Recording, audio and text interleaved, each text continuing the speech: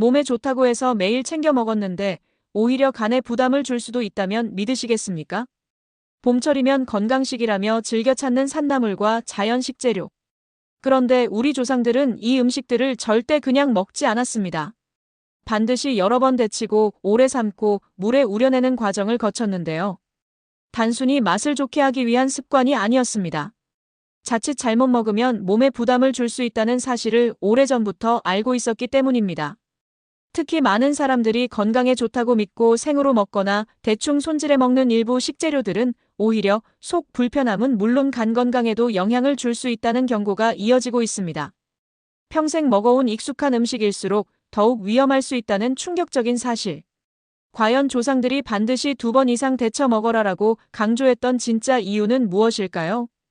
오늘은 우리가 무심코 먹고 있는 음식들 중 반드시 제대로 손질해야 하는 식재료와 안전하게 먹는 방법까지 모두 알려드리겠습니다. 끝까지 시청하시면 여러분과 가족의 건강을 지키는 중요한 정보를 얻게 되실 겁니다. 그리고 구독과 좋아요는 채널 성장에 큰 힘이 되고 시청자 여러분께는 큰 복으로 돌아옵니다. 건강한 정보와 함께 늘 행복하시길 바랍니다. 제1장. 건강식이라 믿었는데 오히려 독이 될 수도 있습니다. 저는 평생 음식을 가까이 하며 살아왔습니다. 봄이 오면 산으로 들로 나무를 캐러 다녔죠. 파릇파릇한 새순 하나를 바구니에 담을 때마다 마음까지 맑아지는 기분이었어요. 원추리, 죽순, 고사리, 두릅. 저에게 산나물은 곧 보약이었습니다. 신선한 것이 무조건 몸에 좋다. 저는 그 말을 한 번도 의심해 본 적이 없었죠. 그런데 어느 봄날이었습니다. 이웃에 사는 박순자 어르신이 봄나물을 잔뜩 무쳐 드시고 그만 속이 뒤집어졌다는 소식이 들려왔어요. 저는 깜짝 놀랐습니다. 그렇게 몸에 좋다는 나물을 드셨는데 왜 탈이 났을까? 도무지 이해가 가지 않았죠. 신선한 나물을 드셨는데 어떻게 된 일이냐고 제가 물었습니다. 박순자 어르신은 한숨을 푹 쉬며 말했어요.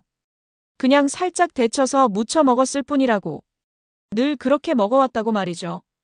그 말이 제 가슴에 콕 박혔습니다. 늘 그렇게 먹어왔다는 그 한마디. 저 역시 늘 그렇게 먹어온 사람이었으니까요. 신선한 음식은 무조건 안전하다. 그 믿음이 어쩌면 우리를 위험에 빠뜨릴 수도 있겠다는 생각이 그제야 들었습니다. 등골이 서늘해졌어요. 자연이 준 그대로의 식재료. 우리는 그것을 건강의 상징처럼 여깁니다. 하지만 식물도 살아있는 생명입니다. 벌레와 짐승으로부터 자신을 지키기 위해 스스로 성분을 품고 있어요. 자연이 만든 방어장치인 셈이죠. 사람이 그 식물을 제대로 손질하지 않고 그대로 삼키면 바로 그 성분이 우리 몸에 부담을 줄 수 있습니다. 특히 마음에 걸린 것은 간이었습니다. 간은 우리 몸에 들어온 온갖 독소를 묵묵히 걸러내는 장기예요. 아파도 좀처럼 티를 내지 않습니다. 그래서 침묵의 장기라고 부르죠. 잘못 손질한 나물을 매일같이 드신다면 그 침묵의 장기가 지금 이 순간에도 조용히 비명을 지르고 있을지 모릅니다. 생각해보면 저는 참 많은 분들에게 나물을 권해왔습니다. 봄이면 이웃들에게 원추리를 한 줌씩 나눠주기도 했죠. 좋은 마음으로 한 일이었어요. 그런데 만약 그 나물이 잘못 손질되어 누군가의 몸을 상하게 했다면 그 생각에 이르자 가슴이 철렁 내려앉았습니다. 좋은 뜻이 도리어 화가 될 수도 있었던 거예요. 자연식이 무조건 안전하다는 말. 저는 그 말을 너무 오래 믿어왔습니다. 산에서 캐온 것이니까 농약도 안 친 것이니까 괜찮다고요. 하지만 농약이 없다고 독성까지 없는 것은 아니더군요. 자연이 식물에게 준 그 성분은 사람이 만든 것이 아니라 자연 그 자체가 품은 것이었습니다. 그러니 더더욱 조심해야 했던 거죠. 저는 그날 이후 마음을 굳게 먹었습니다. 우리가 몸에 좋다고 철석같이 믿어온 나물들. 그 진짜 얼굴을 똑똑히 알아봐야겠다고요. 건강식이라는 이름 뒤에 숨은 뜻밖의 배신. 지금부터 그 이야기를 하나하나 풀어보겠습니다. 끝까지 들으시면 분명 가족의 건강을 지키는 큰 지혜를 얻으실 거예요. 제2장. 조상들이 굳이 2번씩 데친 이유. 저는 어릴 적 할머니가 부엌에서 나물을 다루시던 모습을 또렷이 기억합니다. 할머니는 나물 한 줌을 손질하는데도 어찌나 손이 많이 가셨는지요. 펄펄 끓는 물에 한 번 데치고 찬물에 헹구고 또다시 물을 갈아 우려내셨습니다. 어린 저는 그 모습이 답답하기만 했어요. 할머니, 한 번만 데치면 되지 왜 자꾸 물을 버리시냐고 제가 투덜댔죠. 할머니는 빙그레 웃으시며 말씀하셨습니다. 이렇게 해야 나쁜 기운이 빠진다고. 그래야 탈이 안 난다고 말이죠. 그때는 그 말이 그저 옛날 어른들의 잔소리처럼만 들렸습니다. 세월이 한참 흐른 뒤에야 저는 깨달았어요. 그것은 잔소리가 아니라 목숨을 지키는 지혜였다는 것을요. 옛날 사람들은 이유 없이 번거로운 일을 하지 않았습니다. 냉장고도 없고 의원도 멀던 시절. 잘못 먹으면 그대로 큰일이 나던 시절이었죠. 그래서 우리 조상들은 오랜 경험으로 알아낸 겁니다. 어떤 나물은 한 번 데쳐서는 안 된다는 것을요. 삶고 우려내고 다시 물을 갈고 이 번거로운 과정 하나하나에 다 까닭이 있었습니다. 식물 속에 든 거친 성분, 떫고 아린 성분, 몸에 부담을 주는 성분. 이런 것들은 뜨거운 물에 데치고 찬물에 오래 담가야 비로소 빠져나갑니다. 조상들은 그 원리를 책으로 배운 게 아니에요. 수많은 시행착오 끝에 몸으로 터득한 거죠. 그런데 요즘은 어떻습니까? 세상이 편해졌습니다. 마트에 가면 이미 손질된 나물이 가득하죠. 바쁘다는 핑계로 우리는 그 번거로운 과정을 하나둘 건너뛰기 시작했어요. 한 번 데치면 될 것을 그마저도 귀찮아 살짝만 익혀 먹습니다. 편리함을 얻은 대신 조상들이 목숨 걸고 지켜온 지혜를 슬그머니 잃어버린 거예요. 저는 그것이 참 안타까웠습니다. 빠르고 간편한 것이 늘 옳은 것은 아니더군요. 박순자 어르신이 탈이 난 까닭도 바로 거기에 있었습니다. 살짝만 데쳐서 드셨으니까요. 조상들이 2번, 3번 데치던 그 음식을 한 번으로 끝내버린 거죠. 저는 가끔 이런 생각을 합니다. 만약 할머니가 살아계셨다면 요즘 우리 부엌을 보고 뭐라고 하셨을까? 아마 혀를 끌끌 차셨을 거예요. 그 좋은 지혜를 다 어디다 버렸냐고 나무라셨겠죠. 편리함에 취해 정작 중요한 것을 놓치고 있다고 말이에요. 전통이라는 말이 요즘은 낡고 답답한 것처럼 여겨지기도 합니다. 하지만 저는 다르게 생각해요. 전통은 수백 년 동안 살아남은 지혜의 결정체입니다. 효과가 없었다면 진작 사라졌을 거예요. 2번 데치는 그 번거로운 방법이 지금까지 이어져 온 까닭. 그것은 효과가 분명했기 때문입니다. 옛 어른들의 손길에는 다 이유가 있었습니다. 그 번거로움 속에 건강이 숨어 있었어요. 이제 저는 그 잊혀진 지혜를 우리 식탁 위로 다시 불러오려 합니다. 그 첫 번째 주인공은 봄철 우리 입맛을 사로잡는 바로 그 나물입니다. 제3장. 봄철 별미 원추리 나물의 두 얼굴. 봄이 되면 저희 동네 어르신들이 가장 반기는 나물이 있습니다. 바로 원추리 나물이에요. 연한 새순을 데쳐서 무쳐놓으면 부드럽고 달큰한 맛이 일품이죠. 입맛 없는 봄날, 밥 한 그릇 뚝딱 비우게 만드는 고마운 나물입니다. 원추리는 옛날부터 귀하게 여겨졌어요. 우리말로는 넘나물이라 불렀고 근심을 잊게 해준다 하여 망우초라는 멋진 이름도 가졌습니다. 그만큼 사람들에게 사랑받아온 나물이죠. 저 역시 봄이면 원추리 나물을 빼놓지 않고 밥상에 올렸습니다. 그런데 이 부드러운 봄나물에 또 다른 얼굴이 숨어 있다는 사실 알고 계셨나요? 저도 처음 알았을 때는 적잖이 놀랐습니다. 원추리는 곱고 연한 만큼 조심해야 할 점이 분명히 있는 나물이었어요. 원추리의 뿌리와 잎에는 콜키신이라 불리는 성분이 들어있습니다. 발음이 어려우니 그냥 거친 성분이라고 기억하셔도 좋아요. 이 성분은 특히 자라난 정도가 클수록 또 생으로 먹을수록 몸에 부담을 줍니다. 데치지 않고 그대로 먹거나 살짝만 익혀 먹으면 속이 메스껍고 배가 아플 수 있어요. 심하면 더한 일도 생깁니다. 옛 의서인 동의보감에도 원추리 이야기가 나옵니다. 마음과 정신을 편안하게 하고 근심을 없게 한다고 적혀 있죠. 또 술독으로 얼굴색이 누렇게 된 것을 다스린다고 했습니다. 술독을 푼다는 말은 곧 간과 관련이 깊다는 뜻이에요. 그만큼 원추리는 잘 쓰면 약이 되는 귀한 나물입니다. 하지만 바로 그 약성 때문에 제대로 다루지 않으면 도리어 탈이 나는 거죠. 저는 이 대목에서 무릎을 탁 쳤습니다. 약과 독은 종이 한 장 차이더군요.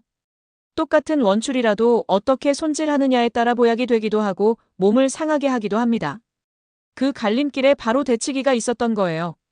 저는 원추리를 다룰 때마다 옛 어른들의 마음을 헤아려 봅니다. 그분들은 이 나물이 약도 되고 독도 된다는 것을 어떻게 아셨을까요? 책도 귀하고 배움도 어렵던 시절에 말이죠. 아마도 수많은 경험이 쌓여 그 지혜가 만들어졌을 겁니다. 누군가는 잘못 먹고 고생도 했겠죠. 그런 시행착오가 모여 데치는 법이 전해진 거예요. 봄나물을 먹을 때 저는 늘 마음 한구석이 조심스럽습니다. 부드럽다고 향이 좋다고 덥석 입에 넣는 일은 하지 않아요. 특히 원추리처럼 약성이 강한 나물일수록 더 신중해집니다. 색이 곱고 연할수록 오히려 한 번 더 살피게 되죠. 그 고운 겉모습 뒤에 무엇이 숨어 있는지 알기 때문입니다. 부드럽고 순한 겉모습만 보고 방심하면 안 됩니다. 봄나물 중에서도 원추리는 특히 충분히 데치고 찬물에 우려내야 하는 나물이에요. 생으로 먹는 일은 절대 없어야 합니다. 그 고운 새순 속에 거친 성분이 숨어 있다는 사실. 이것 하나만 기억하셔도 봄철 밥상이 한결 안전해집니다. 그렇다면 원추리를 어떻게 다뤄야 그 두 얼굴 중 좋은 얼굴만 식탁에 올릴 수 있을까요? 그 손질의 비밀을 풀어보겠습니다. 제4장. 2번 데치는 습관이 몸을 지킵니다. 원추리 나물을 안전하게 먹는 길은 사실 어렵지 않습니다. 핵심은 딱 하나예요. 충분히 데치고 충분히 우려내는 것이죠. 저는 이 방법을 할머니에게 배웠고 지금도 그대로 지키고 있습니다. 먼저 물을 넉넉히 끓입니다. 소금을 한 자밤 넣으면 색도 곱게 살아나죠. 펄펄 끓는 물에 원추리를 넣고 푹 데칩니다. 살짝 데치는 것이 아니라 충분히 익혀야 해요. 데친 다음에는 곧바로 찬물에 헹굽니다. 그리고 여기서 끝내면 안 됩니다. 찬물을 갈아가며 한참을 담가두는 거예요. 거친 성분은 바로 이 우려내는 과정에서 물속으로 빠져나갑니다. 그런데 지역에 따라 또 원추리가 억세게 자랐을 때는 한 번 데치는 것으로 부족할 때가 있어요. 그래서 조심성 많은 어르신들은 아예 2번씩 데칩니다. 한 번 데쳐 물을 버리고 새물에 다시 한 번 데치는 거죠. 번거롭지요. 하지만 저는 이 번거로움이야말로 몸을 지키는 습관이라고 믿습니다. 언젠가 제가 원추리를 한 번만 데쳐 무쳤다가 입안이 알싸하고 속이 더부룩했던 적이 있어요. 그때 깨달았습니다. 아, 이래서 2번 데치는구나. 그 뒤로는 조금 억세다 싶으면 망설임 없이 2번 데칩니다. 신기한 것은 제대로 데치면 맛까지 달라진다는 점이에요. 거친 성분이 빠지고 나면 원추리 본연의 단맛이 살아납니다. 식감도 한결 부드러워지죠. 대충 데친 나물은 어딘가 텁텁하고 알싸한 뒷맛이 남아요. 하지만 정성껏 데친 나물은 입안에서 사르르 녹습니다. 안전한 나물이 곧 맛있는 나물이더군요. 저는 늘 말합니다. 작은 번거로움이 건강을 결정한다고요. 데치는 시간 몇 분을 아끼려다 며칠을 고생할 수 있습니다. 반대로 그 몇 분을 정성껏 들이면 가족 모두가 건강한 봄을 누릴 수 있어요. 제가 2번 데치기를 권하면 덜어 이렇게 말씀하시는 분이 있어요. 그렇게까지 해야 하느냐고요. 너무 유난스러운 것 아니냐고 말이죠. 저는 그때마다 빙그레 웃으며 답합니다. 한번 크게 고생해보면 생각이 달라지실 거라고요. 건강은 잃고 나서 후회하면 이미 늦습니다. 미리 조심하는 편이 100번 낫죠. 특히 나이가 드신 분들은 더 신경을 써야 해요. 젊을 때야 거친 음식도 거뜬히 소화했지만 나이가 들면 몸이 예전 같지 않습니다. 간도 위도 조금씩 약해지죠. 그러니 식재료 하나를 다뤄도 더 정성을 들여야 합니다. 2번 데치는 그 작은 수고가 노년의 건강을 든든하게 지켜주는 거예요. 물을 한 번 더 갈고 한 번 더 데치는 그 손길. 그것은 단순한 조리법이 아닙니다. 가족을 향한 사랑이고 조상들이 물려준 지혜의 실천이죠. 원추리 하나에도 이렇게 깊은 정성이 필요합니다. 그런데 이런 손길이 필요한 식재료가 원추리만은 아니에요. 우리가 고급 음식이라 여기며 즐기는 또 다른 식재료에도 똑같은 주의가 필요합니다. 바로 아삭한 식감으로 사랑받는 그 식재료입니다. 제5장. 아삭한 죽순, 그냥 먹으면 안 되는 이유. 봄이 무르익으면 저는 죽순을 기다립니다. 대나무 땅속줄기에서 쑥 올라오는 그 새순. 아삭아삭 씹히는 식감이 어찌나 좋은지요. 죽순은 예부터 귀한 대접을 받았습니다. 볶음에 넣어도 좋고 무침으로도 좋고 탕에 넣으면 시원한 맛이 일품이죠. 여기서 잠깐 제 소개를 드려야겠습니다. 저는 김영자라고 합니다. 올해 65이에요.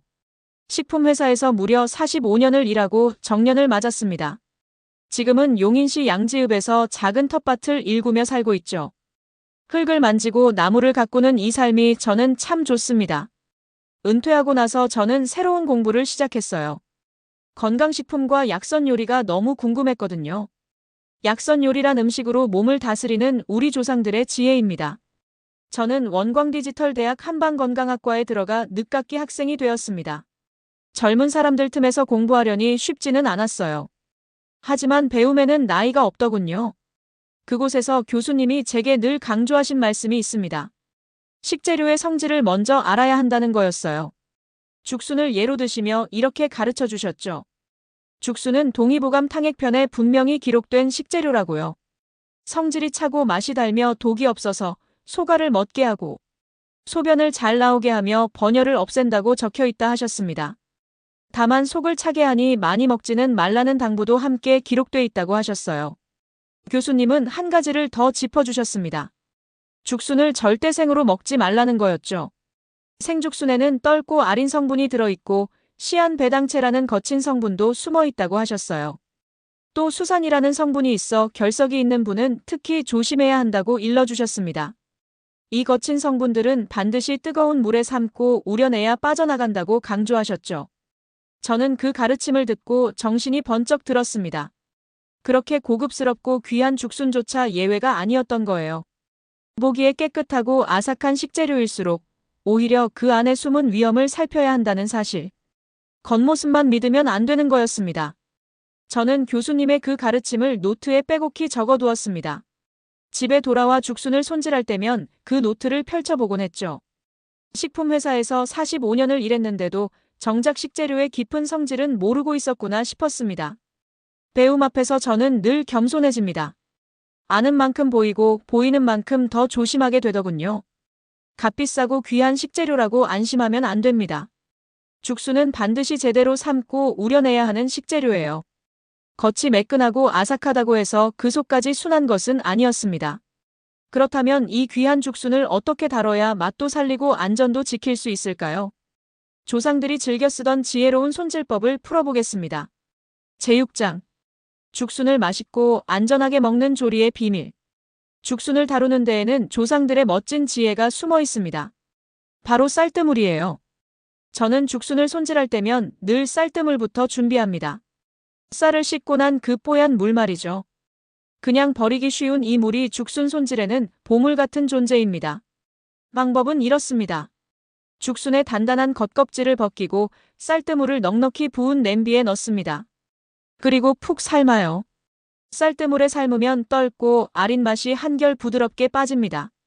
쌀의 부드러운 성분이 거친 맛을 감싸 안아주는 거죠. 삶은 뒤에는 찬물에 담가 한참을 우려냅니다. 물을 몇 번 갈아주면 더 좋아요. 저는 처음 약선 요리를 배울 때 교수님께 이 쌀뜨물의 원리를 여쭤본 적이 있습니다. 교수님은 웃으시며 말씀하셨어요. 조상들이 과학을 몰라도 결과를 알았던 거라고요. 쌀뜨물에 삶으면 아린 맛이 빠지고 식감이 부드러워진다는 것을 수백 년 경험으로 터득했다는 거죠. 저는 그 말씀에 고개가 절로 끄덕여졌습니다. 손질을 제대로 하면 죽순의 맛이 완전히 달라집니다. 대충 삶은 죽순은 어딘가 떫고 아린 뒷맛이 남아 입안이 텁텁해요. 하지만 쌀뜨물에 정성껏 삶고 우려낸 죽순은 다릅니다. 아삭한 식감은 그대로 살아있으면서 은은한 단맛과 향이 입안 가득 퍼지죠. 같은 죽순인데 어쩌면 이렇게 다를까 싶을 정도예요. 저는 여기서 중요한 사실을 깨달았습니다. 손질의 차이는 단순히 맛의 차이가 아니라는 것을요. 그것은 안전의 차이였습니다. 떫고 아린 맛이 남았다는 것은 곧 거친 성분이 덜 빠졌다는 신호예요. 맛있게 손질된 죽순은 그만큼 안전하게 손질된 죽순이기도 한 겁니다. 맛과 안전이 한 길로 통하더군요. 이 사실을 알고 나니 죽순을 대하는 제 마음가짐이 완전히 달라졌습니다. 예전에는 그저 맛있게만 만들면 된다고 생각했어요. 하지만 이제는 압니다. 정성껏 삶는 그 과정이 곧 가족을 지키는 일이라는 것을요. 떫은 맛 하나도 허투루 넘기지 않게 되었습니다. 입안에 남는 그 작은 신호가 무엇을 뜻하는지 알게 되었으니까요. 자연이 준 식재료일수록 조리 과정이 더없이 중요합니다. 빨리 먹으려고 대충 삶으면 맛도 안전도 모두 놓치게 돼요. 반대로 시간을 들여 쌀뜨물에 삶고 찬물에 우려내면 죽순은 비로소 우리 몸을 이롭게 하는 귀한 음식이 됩니다. 쌀뜨물 한 바가지에 담긴 조상들의 지혜. 저는 죽순을 삶을 때마다 그 지혜에 감사하게 됩니다. 작은 정성 하나가 식재료를 살리고 가족을 살리는 거예요. 버리려던 쌀뜨물이 이렇게 귀하게 쓰인다는 사실. 조상들은 무엇 하나 허투루 버리지 않았습니다. 그 알뜰한 마음이 곧 지혜였던 거죠. 이렇게 손질의 정성이 필요한 식재료가 또 있습니다. 우리가 명절마다 빠짐없이 상에 올리는 너무도 친숙한 바로 그 나물입니다. 제7장. 명절마다 먹던 고사리, 알고 보니. 명절상을 떠올리면 저는 고사리부터 생각납니다. 육개장에 들어간 고사리, 비빔밥 위에 소복이 올라간 고사리. 잡채나 나물 무침에도 빠지지 않죠. 고사리는 산에서 나는 쇠고기라 불릴 만큼 영양이 풍부합니다. 저희 집 명절상에도 고사리는 한 번도 빠진 적이 없어요. 그런데 이 친숙한 고사리야말로 가장 조심해야 할 나물이라는 사실. 저는 약선 요리를 공부하면서 비로소 알게 됐습니다. 평생을 먹어온 음식인데 어쩌면 잘못 먹고 있었을지도 모른다는 생각에 가슴이 철렁했어요. 생고사리에는 거친 독성 성분이 들어있습니다. 푸타큘로사이드라는 성분인데 발음은 어려워도 위험성은 분명해요. 국제기관에서도 이 성분을 주의 깊게 살피고 있습니다. 그뿐이 아니에요. 생고사리에는 몸에 이로운 성분을 파괴하는 효소도 들어있죠. 그래서 생고사리를 그대로 먹는 일은 절대 없어야 합니다. 동의보감에도 고사리에 대한 경고가 담겨 있습니다. 고사리를 많이 먹으면 배가 불러온다고 적혀 있어요. 또 양의 기운이 줄어 다리가 약해져 걷기 어려워진다는 기록도 있습니다. 옛 어른들도 고사리를 무작정 많이 먹는 것은 경계했던 거죠. 그만큼 손질과 절제가 필요한 나물이었습니다. 그렇다고 고사리를 멀리할 필요는 없어요. 우리 조상들은 이미 답을 알고 있었으니까요. 생고사리를 푹 삶습니다. 그리고 햇볕에 바싹 말리죠. 먹기 전에는 다시 물에 불리고 또 한 번 삶아 우려냅니다. 이 긴 과정을 거치면 거친 성분이 거의 다 빠져나갑니다. 우리가 명절에 먹는 고사리가 안전한 이유가 바로 여기에 있어요. 저는 이 대목에서 조상들의 지혜에 다시 한번 감탄했습니다. 삶고 말리고 불리고 또 삶고. 이 번거로운 과정 하나하나가 다 독을 빼는 작업이었던 거예요. 그냥 귀찮은 일이 아니라 위험한 식재료를 안전한 음식으로 바꾸는 놀라운 기술이었습니다.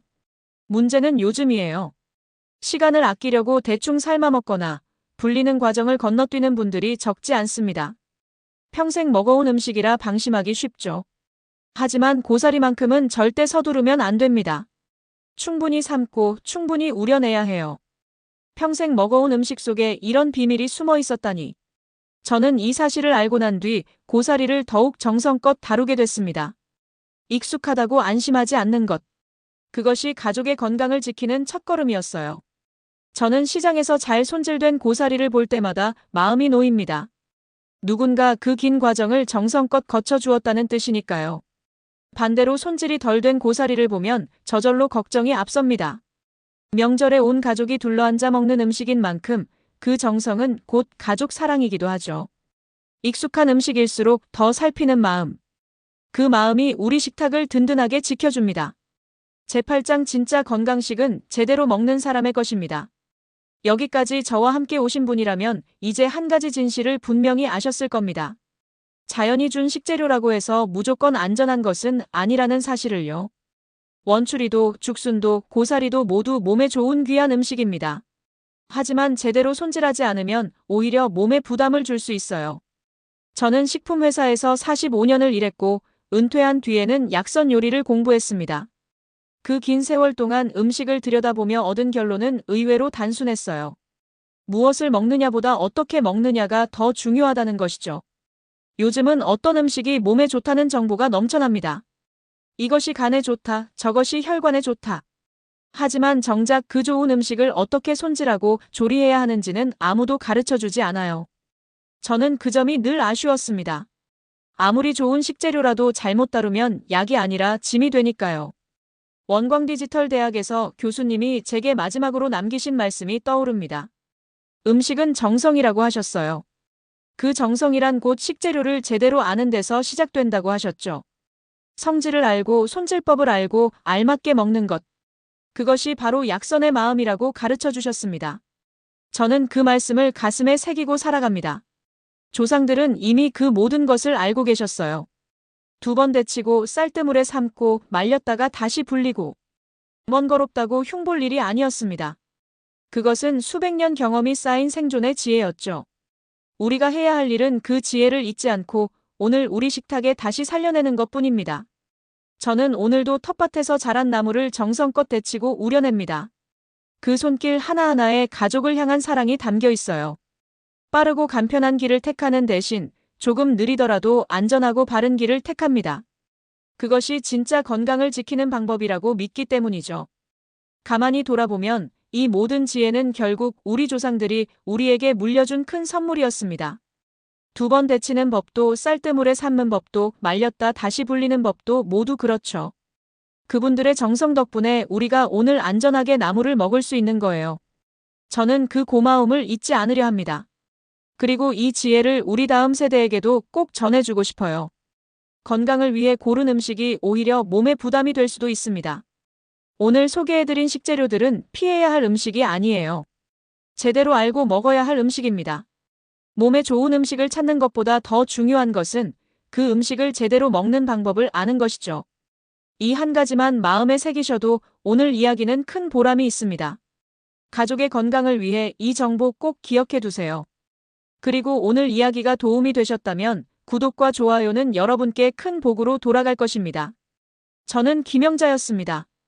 다음에 또 건강한 이야기로 찾아뵙겠습니다.